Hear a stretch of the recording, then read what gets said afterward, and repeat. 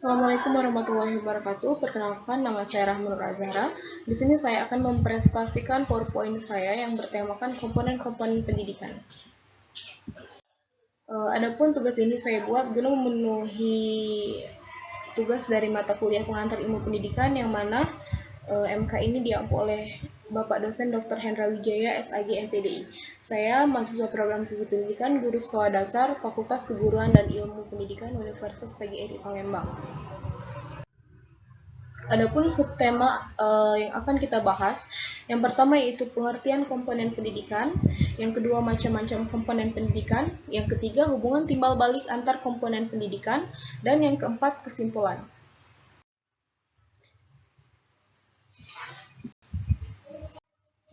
Pengertian komponen pendidikan. Pengertian komponen pendidikan itu sendiri berarti bagian dari suatu sistem yang memiliki peran dalam keseluruhan berlangsungnya suatu proses untuk mencapai sebuah tujuan. Komponen pendidikan berarti bagian-bagian dari sistem proses pendidikan yang menentukan berhasil dan tidaknya atau ada dan tidaknya proses pendidikan. Yang kedua, macam-macam komponen pendidikan. Yang pertama, tujuan pendidikan. Adapun tujuan pendidikan yaitu tingkah laku manusia secara sadar maupun tidak sadar tentu berarah pada tujuan. Demikian juga halnya tindak laku manusia yang bersifat dan bernilai pendidikan, keharusannya terdapatnya tujuan dapat pada tindakan pendidikan didasari oleh sifat ilmu pendidikan yang normatif dan praktis. Yang kedua, peserta didik. Peserta didik sangat menunjang dalam proses pendidikan. Dengan perkembangan konsep pendidikan yang tidak hanya terbatas pada usia sekolah saja memberikan konsekuensi pada pengertian peserta didik.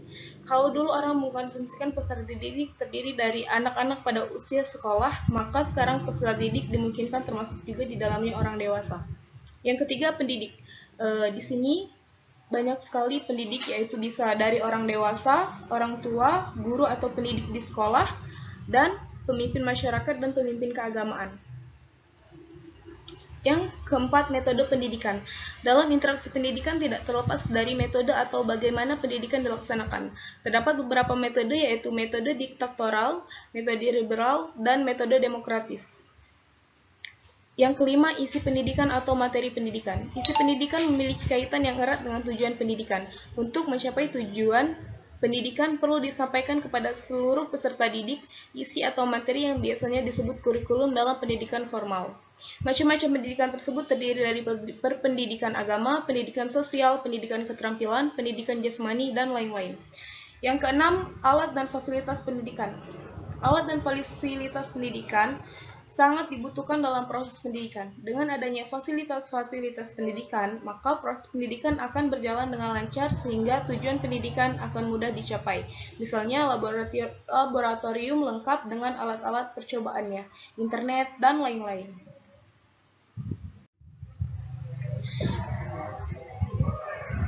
Raw input adalah kualitas siswa yang akan mengikuti proses pendidikan. Kualitas tersebut dapat berupa potensi kecerdasan, bakat, minat belajar, kepribadian siswa, dan sebagainya. Faktor yang mempengaruhi proses dan hasil belajar adalah faktor individu siswa bisa berupa kondisi fisiologis maupun psikologis anak. Input alat atau instrumental input, yaitu memuat kurikulum, dan pendidikan komponen masukan yang berperan sebagai alat pendidikan atau instrumental input, adalah semua faktor yang secara langsung atau tidak langsung mempengaruhi proses pembelajaran, misalnya kurikulum, media pembelajaran, alat evaluasi hasil belajar. Yang ketiga, environmental input adalah lingkungan alam dan sosial di sekitar siswa, yaitu suhu, geografis, dan sebagainya. Tujuan adalah cita-cita yang ingin dicapai dari pelaksanaan suatu kegiatan. Sebagai unsur penting suatu kegiatan, maka tujuannya tidak boleh diabaikan. Hubungan timbal balik antara komponen pendidikan. Keseluruhan komponen-komponen pendidikan di atas merupakan suatu kesatuan yang saling berkaitan dan dalam proses pendidikan untuk mencapai tujuan pendidikan.